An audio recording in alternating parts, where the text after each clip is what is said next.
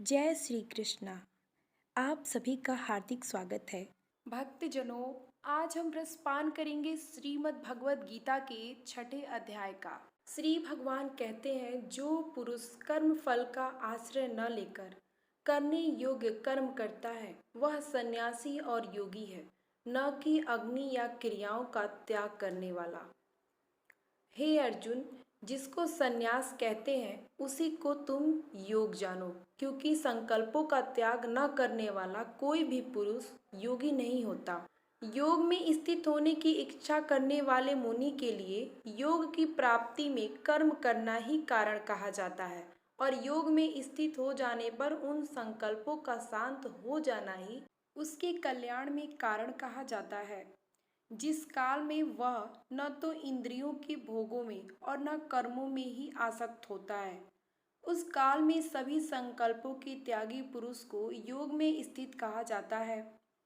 अपने विवेक द्वारा अपना से उद्धार करें और अपने को अधोगति में न डालें, क्योंकि वह मनुष्य स्वयं ही अपना मित्र है और स्वयं ही अपना शत्रु है। जिस जीवात्मा द्वारा स्वयं मन को जीता हुआ है वह जीवात्मा स्वयं का मित्र है, और जिसके द्वारा अपना मन नहीं जीता गया है उसके लिए वह शत्रु के आचरण करता है। सर्दी गर्मी सुख दुख और मान अपमान में जिसने स्वयं को जीता हुआ है, ऐसा पुरुष परमात्मा में सम्यक प्रकार से स्थित है। जो ज्ञान आत्मा अनुभव रूपी विज्ञान से तृप्त है, विकार रहित है, इंद्रियों को जीत चुका है और जिसके लिए मिट्टी पत्थर और स्वर्ण समान है, ऐसे योगी को युक्त कहा जाता है। मित्र बैरी उदासीन बंधु धर्मात्मा और पापियों में भी समान भाव रखने वाला अत्यंत श्रेष्ठ है। मन को बस में रखते हुए आशा और संग्रह रहित होकर योगी अकेले ही मन को स्वयं आत्मा में लगाए। पवित्र स्थान में क्रमशः कुशा मृगर्चन वस्त्र से बने स्थिर आसन की स्थापना कर, जो न किसी ऊंचा हो न अधिक नीचा हो, वह मन को एकाग्र करके चित्त और इंद्रियों की क्रियाओं को बस में रखते हुए आसन पर बैठे और अंतकरण की शुद्धि के लिए योग का अभ्यास करें। शरीर सिर और गले को सीधा और स्थिर रखते हुए अपनी नासिका के अग्रभाग को देखते हुए और अन्य दिशाओं को न देखते हुए शांत मन वाला भय रहित ब्रह्मचारी के व्रत में स्थित मन को संयम में रखते हुए योगी मुझ में चित वाला होकर स्थित रहे। नियंत्रित मन वाला योगी इस प्रकार मन को निरंतर मुझ में लगाता हुआ परम आनंद रूपी शांति को प्राप्त होता है।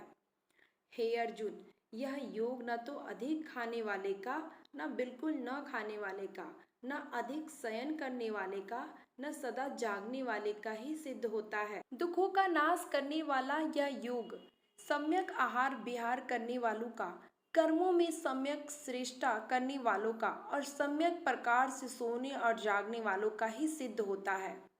जब नियंत्रित किया हुआ चित्त आत्मा में ही स्थिर हो जाता है, तब सभी लोगों में इच्छा से रहित पुरुषों को योग युक्त कहा जाता है। योग के अभ्यास से नियंत्रित चित्त जिस स्थिति में शांत हो जाता है और आत्मा के ध्यान द्वारा आत्मा को देखता हुआ स्वयं में ही संतुष्ट रहता है, इंद्रियों से परे केवल शुद्ध व सूक्ष्म बुद्धि द्वारा ग्रहण करने योग्य अनंत आनंद को अनुभव कर यह योगी आत्मा के स्वरूप से विचलित नहीं होता है। जिस लाभ को प्राप्त होकर जिससे अधिक दूसरा कोई लाभ नहीं मानता, और जिस स्थिति में योगी बड़े से बड़े दुख से भी दुखी नहीं होता, जिसे जानकर दुखी रूपी संसार के संयोग से वियोग हो जाता है, उस योग नाम वाली स्थिति को जानना चाहिए। वह योग उत्साह पूर्वक धीर चित्त से निश्चय पूर्वक करने योग्य है। योग के अभ्यास से निरुद्ध चित्त जिस अवस्था में उपराम हो जाता है और जिस अवस्था में परमात्मा के ध्यान से शुद्ध हुई सूक्ष्म बुद्धि द्वारा परमात्मा को साक्षात करता है, सच्चिदानंद परमात्मा में ही संतुष्ट रहता है, इंद्रियों से अतीत केवल शुद्ध हुई सूक्ष्म बुद्धि द्वारा ग्रहण करने योग्य जो अनंत आनंद उसको जिस अवस्था में अनुभव करता है, और जिस अवस्था में स्थित वह योगी परमात्मा के स्वरूप से विचलित होता ही नहीं, परमात्मा की प्राप्ति रूप जिस लाभ को प्राप्त होकर उसे अधिक दूसरा कुछ भी लाभ नहीं मानता, और परमात्मा प्राप्ति रूप जिस अवस्था में स्थित योगी बड़े भारी दुख से भी चलायमान नहीं होता, जो दुख रूप संसार के संयोग से रहित है तथा जिसका नाम योग है, उसको जानना चाहिए। वह योग न अर्थात धैर्य और उत्साह पूर्वक चित्त से निश्चय पूर्वक करना कर्तव्य है। संकल्प से उत्पन्न होने वाली संपूर्ण कामनाओं को निशेष रूप से त्याग कर और मन द्वारा इंद्रियों के समुदाय को सभी ओर से भली भांति रोक कर मन क्रम से अभ्यास करता हुआ उपरित को प्राप्त हो तथा धैर्य युक्त बुद्धि द्वारा मन को परमात्मा में स्थित करके परमात्मा के सिवा कुछ भी चिंतन न करे। यह स्थिर न रहने वाला और चंचल मन जिस जिस शब्दादि विषय के निमित्त यह संसार को विचरता है, उस विषय से रोक कर यानी हटाकर उसे बार बार परमात्मा में ही निरुद्ध करे। क्योंकि जिसका मन भली प्रकार शांत है, जो पाप से रहित है और जिसका रजोगुण शांत हो गया है, ऐसे उस सच्चिदानंद ब्रह्मा के साथ एक ही भाव हुए योगी को उत्तम आनंद प्राप्त होता है। यह पाप रहित योगी इस प्रकार निरंतर आत्मा को परमात्मा में लगाता हुआ सुखपूर्वक पर ब्रह्मा परमात्मा की प्राप्ति रूप अनंत आनंद का अनुभव करता है।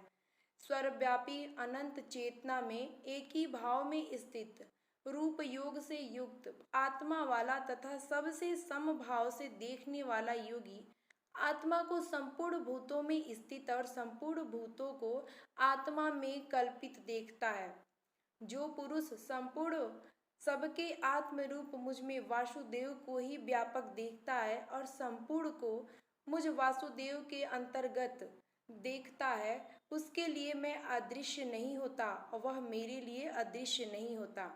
जो पुरुष एक ही भाव में स्थित होकर संपूर्ण आत्मरूप से स्थित मुझ सच्चिदानंद वासुदेव को भजता है, वह योगी सब प्रकार से बरतता हुआ भी मुझ में ही बरतता है। हे अर्जुन, जो योगी अपनी भांति जैसे मनुष्य अपने मस्तक, हाथ, पैर और गुदादि के साथ ब्राह्मण, क्षत्रिय, शूद्र और उनमें आत्मभाव अर्थात अपनापन समान होने से सुख और दुख को समान ही देखता है, वैसे ही सब में देखता है। अपनी भांति सम देखना है, संपूर्ण सम देखता है और सुख अथवा दुख को भी उसमें सम देखता है, वह योगी परम श्रेष्ठ माना गया है।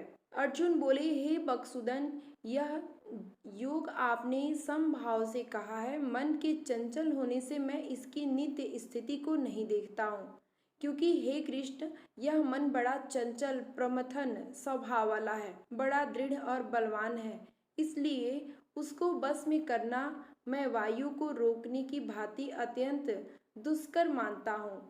श्री भगवान बोले, हे महाबाहो, निसंदेह मन चंचल और कठिनता से वश में होने वाला है, परंतु हे कुंती पुत्र अर्जुन, यह स्वभाव गीता और वैराग्य से बस में होता है। जिसका मन बस में किया हुआ नहीं है, ऐसे पुरुष द्वारा योग दुष्प्राय है, और बस में किए हुए मन वाले प्रयत्नशील पुरुष द्वारा साधन से उसका प्राप्त होना सहज है, यह मेरा मत है।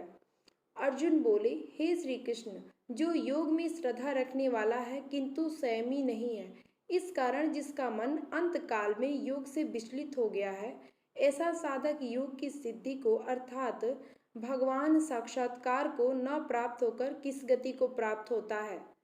हे महाबाहो, क्या वह भगवत प्राप्ति के मार्ग में मोहित और आश्चर्य रहित पुरुष छिन्न भिन्न बादल की भांति दोनों ओर से भ्रष्ट होकर नष्ट तो नहीं हो जाता? हे श्री कृष्ण, मेरे इस संशय को संपूर्ण रूप से छेदनी करने के लिए आप ही योग्य हैं, क्योंकि आपके सिवा दूसरा इस संशय का छेदन करने वाला मिलना संभव नहीं है। श्री भगवान बोले, हे पार्थ, उस पुरुष का न तो इस लोक में नाश होता है न परलोक में ही, क्योंकि हे प्यारे, आत्मद्वार के लिए अर्थात भगवत प्राप्ति के लिए कर्म करने वाला कोई भी मनुष्य दुर्गति को प्राप्त नहीं होता। योग भ्रष्ट पुरुष पुण्यमानों के लोकों को अर्थात स्वर्ग आदि उत्तम लोगों को प्राप्त होकर उनमें बहुत वर्षों तक निवास करके फिर शुद्ध आचरण वाले श्रीमान पुरुषों के घर में जन्म लेता है। अर्थात वैराग्यवान पुरुष उन लोकों में न जाकर ज्ञानवान योगियों के ही कुल में जन्म लेता है। परंतु इस प्रकार का जो यह जन्म है सो संसार में निसंदेह अत्यंत दुर्लभ है।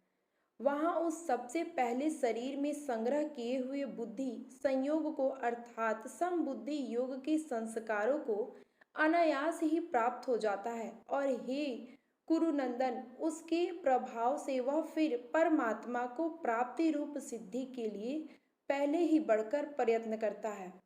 वह यहाँ के श्रीमानों के घर में जन्म लेने वाला योग भ्रष्ट पुरुष समझना चाहिए।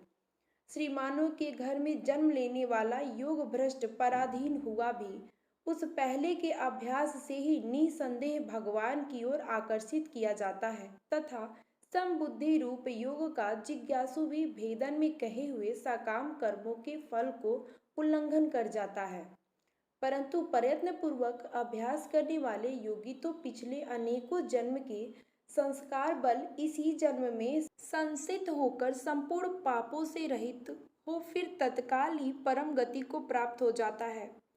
योगी तपस्वियों से श्रेष्ठ है, शास्त्र ज्ञानियों से भी श्रेष्ठ माना गया है और सकाम कर्म करने वालों से भी योगी श्रेष्ठ है। इससे हे अर्जुन तू योगी हो। संपूर्ण योगियों में जो भी श्रद्धावान योगी मुझ में लगे हुए अंतर आत्मा से मुझको निरंतर भजता है वह योगी मुझे परम श्रेष्ठ मान्य है। श्रीमद् भगवद गीता का 6वां अध्याय समाप्त हुआ।